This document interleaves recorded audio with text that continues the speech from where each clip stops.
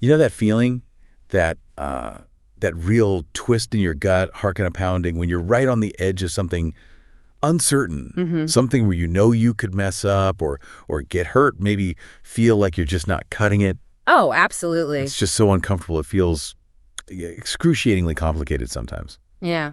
Makes you just want to, back away. Yeah. Maybe opt out altogether. Right. And that feeling, that really intense sensation, that's what the sources we're digging into today call vulnerability. And our mission here, really, in this deep dive, is to pull from the research, the experiences in this material, and just unpack what vulnerability actually is. Okay. Understand why we fight it so hard, and maybe see how leaning into it, into that discomfort, could actually, change things. Our lives, connections, even work. It feels like something that touches pretty much everyone. And yeah, the material looks really rich. So where do we start? I guess the common idea is vulnerability equals weakness, right? That's exactly it. That's the big misconception. And the sources really push back hard on that. Okay. They argue, pretty forcefully actually, that vulnerability isn't weakness.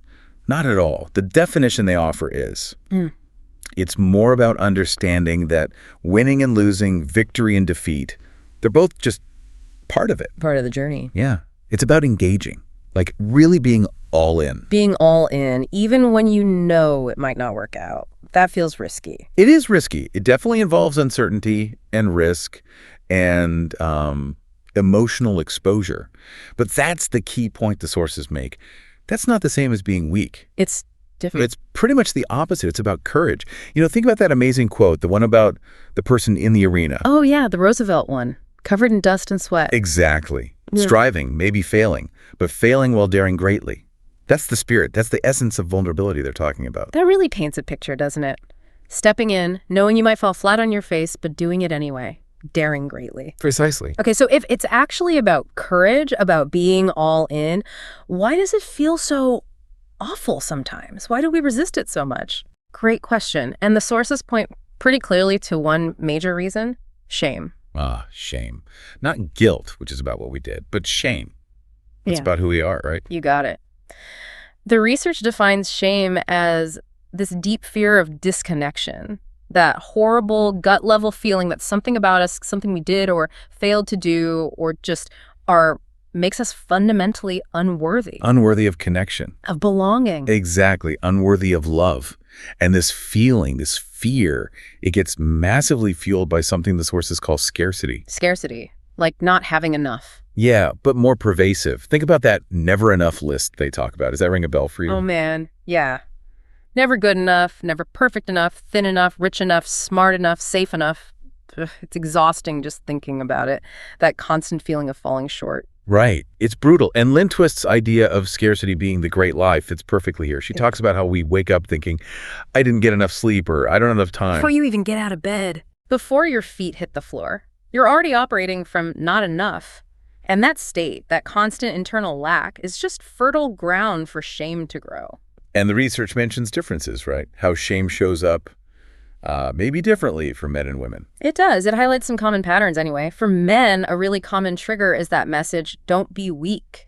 Right. The societal pressure. Yeah. So when that feeling of vulnerability hits inadequacy, fear, whatever, if a man hasn't built up what the sources call shame resilience, it can feel totally intolerable. The common reactions described are, getting pissed off or shut down. Pushing it away, trying to regain control. Exactly. Whereas for women, it's often about these double binds. Conflicting messages like, be ambitious, but not too aggressive. Precisely. Be perfect, but make it look easy. Be sexy, but be modest. Be independent, but always available. It's this impossible tightrope. Wow. No wonder it breeds shame. You're basically set up to fail one expectation or another. Constantly. It's exhausting and leaves women incredibly vulnerable to feeling like they're never getting it right. Okay, so this deep fear of shame, powered by scarcity, makes vulnerability feel super dangerous. So naturally, we try to protect ourselves, we build shields. Yeah, that's a great way to put it, shields.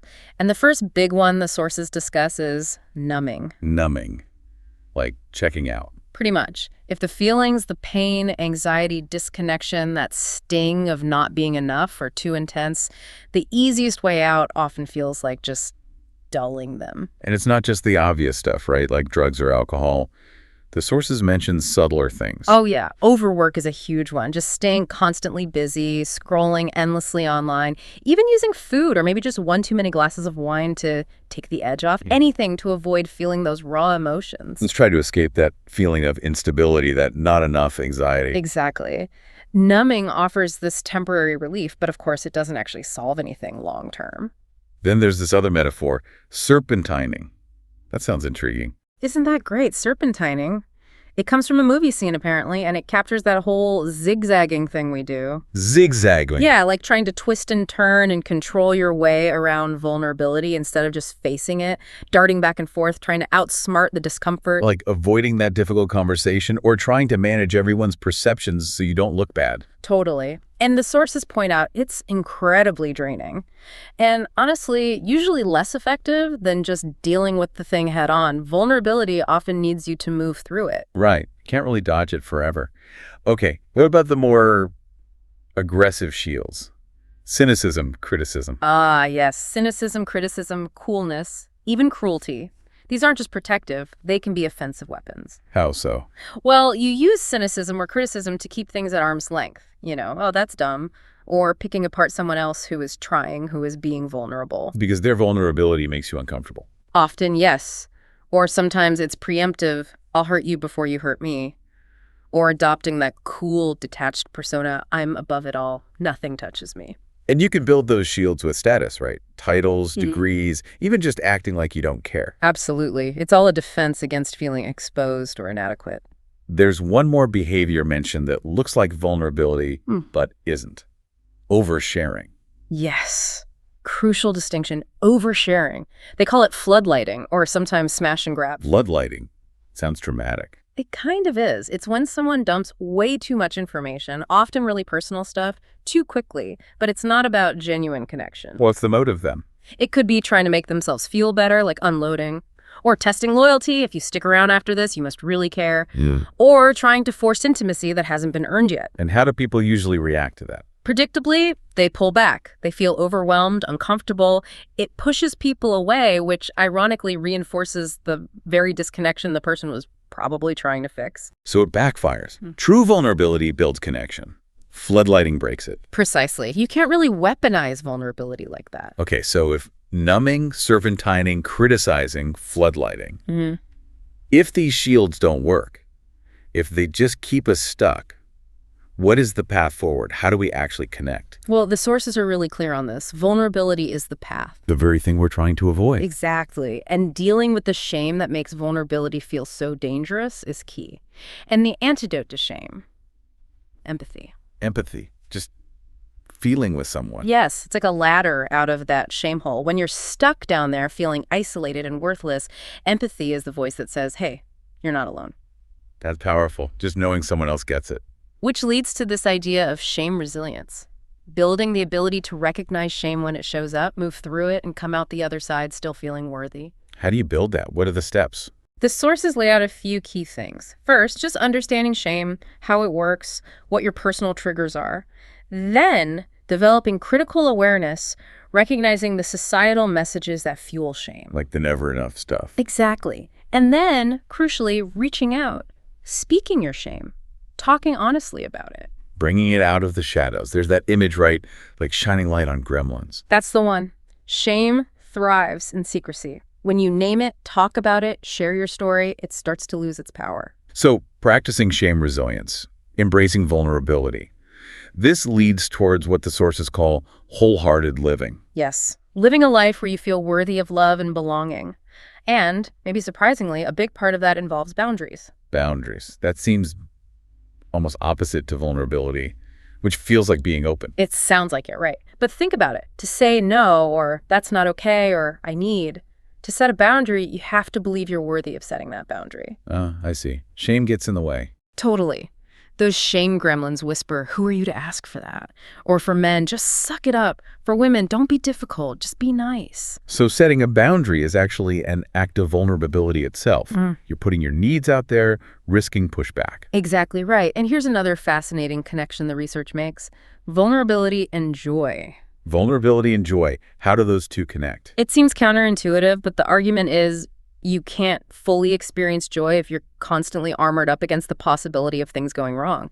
To let joy in, you have to be vulnerable to its potential loss. Okay, I think I get that feeling when things are going really well, maybe too well, and you start waiting for the other shoe to drop. Yes, that's exactly it. The sources call it foreboding joy. Foreboding joy. Wow, that nails it. It's driven by that scarcity mindset. Again, this is too good to last.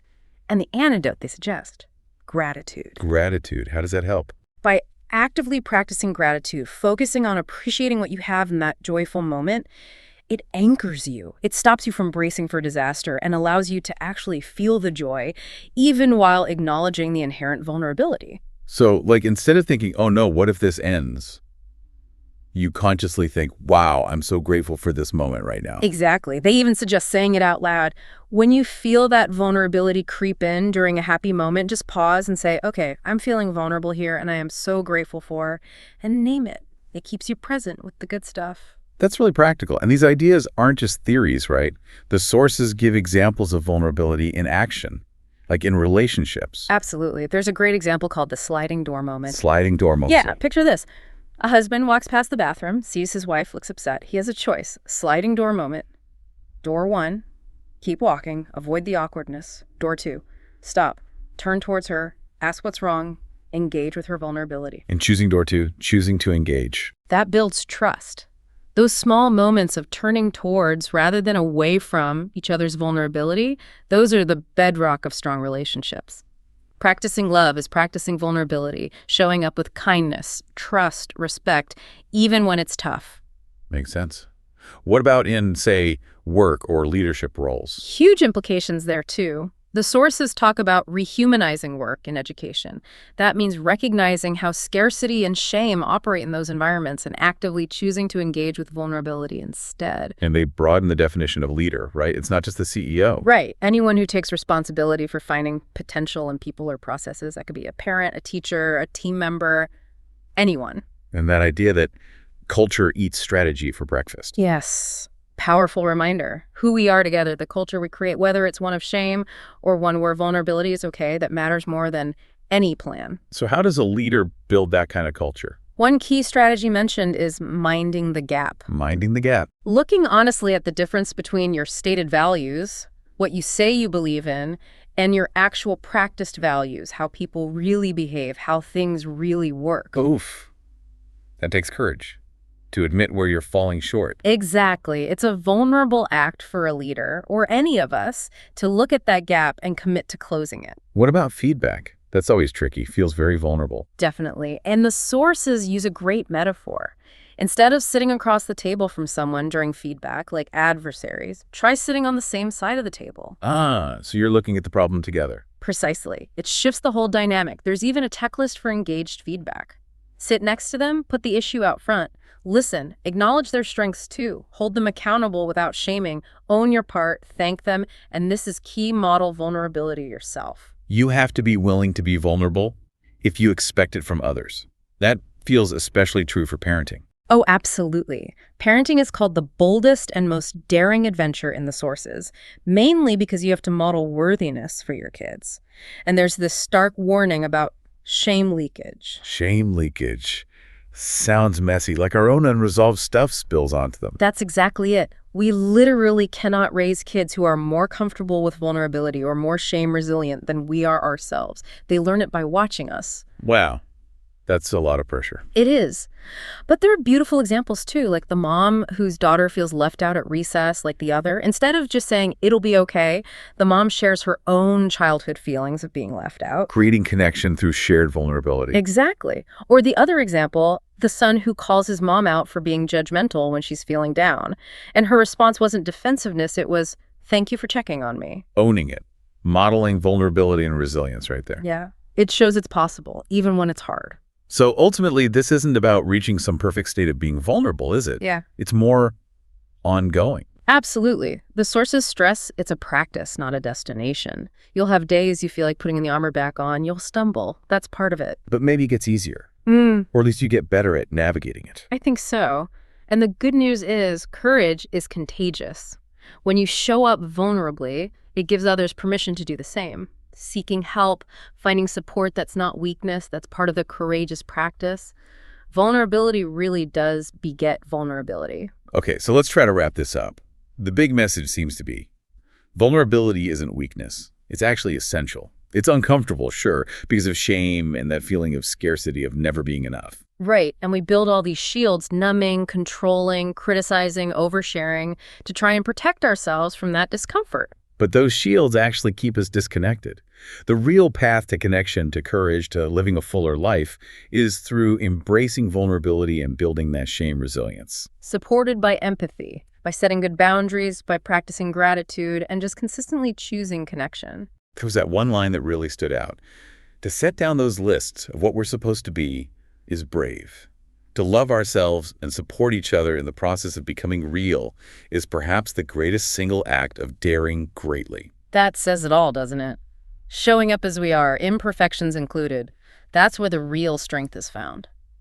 So maybe a final thought for everyone listening based on all this. Where in your own life might you be serpentining? Where are you using one of those shields instead of maybe stepping into vulnerability? Or maybe what's just one small step, even a tiny one that feels uncomfortable, that you could take today to simply show up and let yourself be seen just a little bit more. Something to think about.